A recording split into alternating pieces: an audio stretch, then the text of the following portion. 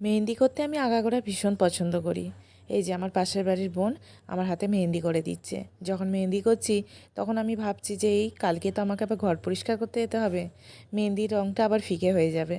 তো এই যে মার্বেলের কাজ শেষ হয়ে গেছে, চারিদিকে দেখতে পাচ্ছ কী পরিমাণে ঝুল, আর এই ফ্যানটা কী অবস্থা। মানে ঘর দুয়ারের যা অবস্থা হয়েছে সেটা নিয়ে আমি বিগত কয়েকদিন ধরেই চিন্তাভাবনায় আছি যে কিভাবে ঘর পরিষ্কার করবো রে বাবা। তো আজকে ফাইনালি চলেই এলাম মনে সাহস ঘর জুগিয়ে। পরিষ্কারের ভয় তো অবশ্যই পাচ্ছিলাম, কিন্তু তার মধ্যে একটা অন্যরকম মিষ্টি আনন্দ আছে যে নিজের ঘর আমি পরিষ্কার করছি। প্রথম প্রথম তো ভীষণ ভয় লাগছিল যে বাবা কী করে পরিষ্কার করব, কিন্তু যখন কাজে হাত দিয়ে দিলাম তখন একটা অন্যরকম এনার্জি, আর সেই এনার্জি নিয়েই ঘর শুধু পরিষ্কার একটা করছি। কথাই মনে হচ্ছিল যে কবে আবার এই ঘরটাতে আসবো।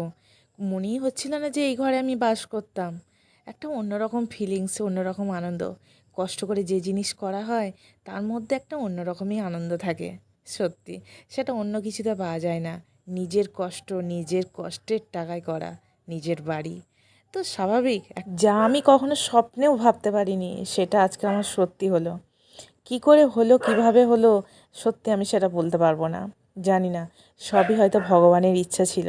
নইলে আমার মতো একটা ক্ষুদ্র মানুষ কীভাবেই বা করতে পারে, যার 2 টাকা ইনকাম করার ক্ষমতা পর্যন্ত ছিল না। অনেকের কাছে এটা একটা ক্ষুদ্র, অতি সামান্য একটা ব্যাপার, কিন্তু আমার কাছে এটা যে কত বড় ব্যাপার সেটা আমি জানি আর আমার ভগবান জানেন।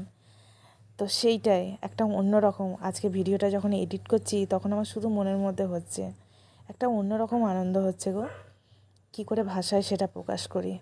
তো এই যে যা হাতের কাছে পাচ্ছি সমস্ত কিছুই আমি ধুয়ে মুছে পরিষ্কার করে নিচ্ছি, যাতে দ্বিতীয়বার এগুলোতে না হাত দিতে হয়। কেননা এ কদিন বলবো না, বিগত প্রায় 1 মাস ধরে এই কাজগুলো হচ্ছে। আর বুঝতেই পারছো চারিদিকে প্লাস্টার হয়েছে, মেঝে হয়েছে, এমনকি এই ছাদটাও প্রচুর নোংরা হয়েছিল, এখানেও মশলা মাখানো হয়েছিল। তো যতটা পাচ্ছি পরিষ্কার করে রাখার চেষ্টা করছি, আবার যখন এখানে আসবো তখন আবার শুরু হবে